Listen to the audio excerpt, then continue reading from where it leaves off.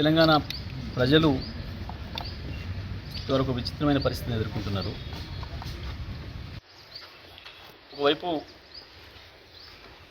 కృష్ణా గోదావరి నదుల నీళ్లు దోపిడీకి గురవుతుంటే, మన హక్కులకు భంగం కలుగుతుంటే,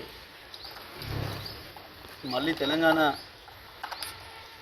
అసలు పాత పద్ధతుల్లో సమైక్య ఆంధ్రప్రదేశ్ దోపిడీకి గురయ్యే పరిస్థితి వస్తుంటే రాష్ట్ర ప్రభుత్వం కనీసం పట్టించుకోకపోగా చెప్పిన వాళ్ళ మీద ఎదురుదాడి చేసే పరిస్థితి. ఏం జరిగింది? మొట్టమొదట కృష్ణా జలాలపైన, నాగార్జున సాగర్ పైన మన హక్కులు పోతున్నాయి, కేంద్రం గుంజుకుంటుంది, ప్రభుత్వం వెంటనే స్పందించాలి అని చెప్పి ఆ రోజు మేము బీఆర్ఎస్ పార్టీగా చెప్తే ఎదురుదాడికి ప్రయత్నం చేసింది. అది కొత్తగా వచ్చినాం కదా, వాళ్ళు చెప్పిండ్రు, నేను పాజిటివ్ తీసుకుందామని ఆలోచించేది, ఎదురుదాడికి ప్రయత్నం చేశాను. ఒకసారి కేసీఆర్ ప్రజల్లోకి వచ్చి నల్గొండలో 1,00,000 మందితో సభ పెట్టి తను ఒక ప్రజా సమస్య గప్పుడు కళ్ళు తెరిచి శాసనసభలో తీర్మానం పెట్టి ఏకగ్రీవంగా ఎట్టి బస్సులు కూడా నాగార్జున సాగర్ని మాకు ఉంచాలి, మా హక్కులు మాకు ఉండాలని ఉంటారు. బనకచెర్ల పైన అదే పరిస్థితి. గోదావరి పోలవరం బనకచెర్ల ప్రాజెక్టు విషయంలో అంతే నిర్లక్ష్యంగా ఉన్నారు. ఏం పెద్ద ఎత్తున దానిపైన ఉద్యమానికి పోతున్నామని చెప్పి అప్పుడు ఇరిగేషన్ మంత్రి, ముఖ్యమంత్రి కళ్ళు తెరిచి మాట్లాడడం మొదలుపెట్టింది.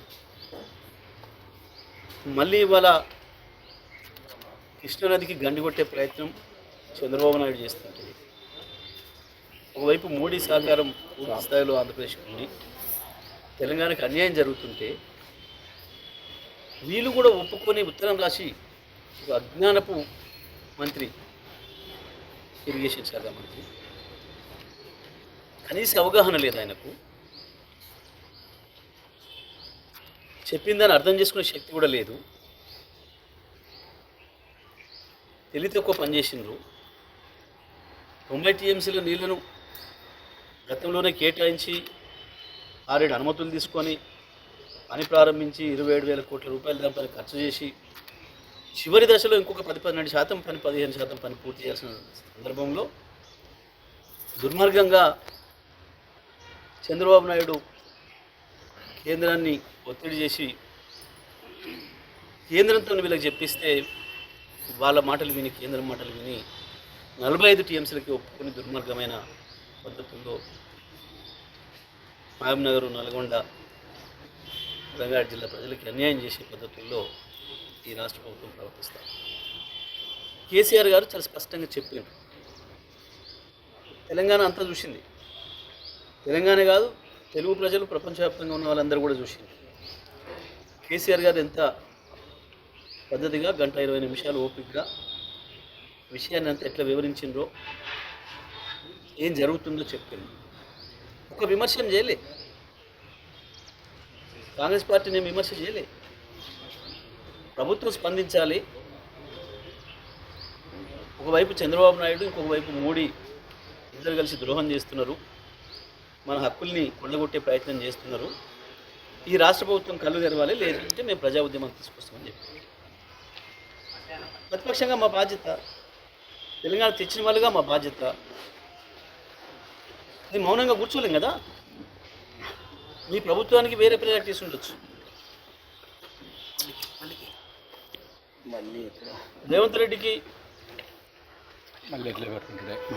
ఆయన ప్రభుత్వాన్ని కాపాడుకోవడం కోసం మోడీ అవసరమై ఉండొచ్చు, చంద్రబాబు నాయుడు గారు అవసరమై ఉండొచ్చు, కానీ తెలంగాణ ప్రజలకు అవసరం లేదు కదా. నీ పదవి కొరకు మా గొంతులు నిండబెడతా అంటే ఎట్లా ఊరుకుంటుంది తెలంగాణ? తెలంగాణ తెచ్చిన నాయకుడిగా, ప్రజలు ఇవాళ ప్రధాన ప్రతిపక్షంగా ఇచ్చిన బాధ్యతలు తీసుకున్న నాయకుడిగా ప్రజల తరఫున కొట్లాడాల్సిన బాధ్యత కేసీఆర్ పైన ఉంది. ఏం మాట్లాడినాడో ప్రజలందరూ కూడా విన్నారు. ఏమన్నాడు? ప్రభుత్వం తోలుదిస్తా అన్నాడు. ముఖ్యమంత్రి అంటాడో, ఇరిగేషన్ మంత్రి అంటాడో, ఈ స్ట్రీట్ ఫిల్లర్స్ పేరు ఏం తీసుకోలేదు ఆయన. స్టేట్స్మెన్గానే మాట్లాడాడు. స్ట్రీట్ ఫెలోస్ గురించి మాట్లాడుతూనే మాట్లాడలేదు. కానీ ఇవాళ ఏం మాట్లాడతాడు? ముఖ్యమంత్రి నీవు గల్లీ స్థాయి నాయకుడు అనేది మళ్ళీ ఒకసారి రుజువు చేసుకో. నిజమే, మాకు రాదా భాష? వాడెంత గొట్టంగాడు, కేసీఆర్ కాలికి గోటి సరిపోడు అనొచ్చు మేము కూడా. మేము అనడం లేదు.